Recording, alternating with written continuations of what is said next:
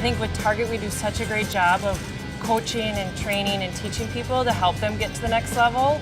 And more importantly, we really just take a look at what kind of leader is going to help that person become a great store team leader for us. You are watching Hiring America. We're joined by two executives at Target who both served in the military and are West Point grads. Joining us now is Abby Crowder, a district team leader, and Marvin Hamilton, who served all over the world. He's now a senior group director at Target, and he recently represented his company at the White House conference to improve employment opportunities for returning veterans. Thank you both so much for joining us on Hiring America. Well, it's a pleasure being here. Yeah, thank you for having us. Tell me a little bit about your incredible military experience. My first tour was in Germany. And after 3 years of being in Germany, I was in the artillery, and I branch transferred into the Quartermaster Corps. And then I went to Korea and did a year there, and returned to the States, where I was stationed in Sacramento Army Depot. And you, Abby? Yeah, well, I was a cadet at West Point, and I also was a soccer player at Army as well. And so upon graduation, I was a commissioned officer, and I stayed as an officer at West Point, where I worked in the athletic department at Army. So I had a little bit different military experience, but learned a lot of valuable lessons at the same time. So. And how did you make that transition as you were leaving the military to getting a job in civilian life? Was Target your first stop?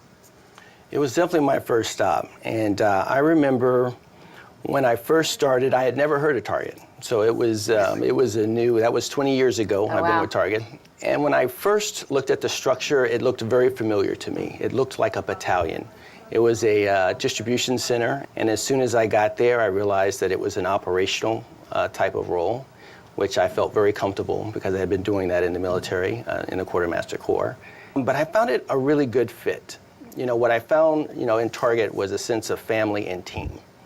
And that's something that the Army, and I think all the services, do extremely well. You just have to have that sense of taking care of your people, selfless service, and I saw that in tons at Target. It's the people, and it's the character of the corporation that really has attracted me and kept me all these years. And Abby, you graduated a little more recently. Was it daunting for you to get a civilian job? It was, and Target wasn't my first stop, so when I knew I was going to be leaving the military, the first thing I did was I looked for help to help me figure out, okay, what are the first steps that I take? But I knew I wanted a job where I had the opportunity to lead a lot of people at a young and inexperienced age coming out of the military, and wanted an opportunity to continue to grow. And when I met the executives at Target, it was a natural fit, really focused on personal and professional development, and allowing me an opportunity to lead a lot of people and to grow fast. So Target felt like a good fit for me at that point, and I'm happy I stayed. Which skills did you both learn in the military that you utilized the most at your jobs? Prior to coming to Target, I was a junior officer leading small teams. So when I came to Target, I knew I wanted to lead teams, and in the stores was where that was possible for me quickly. And when I started with Target, I was responsible for a functioning area in the store. So I had a smaller team. Quickly, Target promoted me to manage my own store. So I was a store team leader after about 3 years of working at Target. Currently, I'm a district team leader for Target. So I have about 1,500 team members, over 12 stores, and about 70 salaried executives. And so when you think about what I did in the military and how that translates, it's about team leadership for me. That's what I was passionate about when I was in the Army, and Target's been a great vehicle for me to continue to do that. And I'd say for me is that competitive spirit. I mean, sometimes some people are born with it, but you have to win in the military. Losing is never an option, and I think when you bring that sense of determination and that sense of problem solving, when you run into things, you just improvise, you figure out ways around things, and you get things done. And the commercial or the corporate world, the profit and just succeeding in a very competitive environment, it comes in handy. You're never satisfied with what you did yesterday, you're always trying to improve it.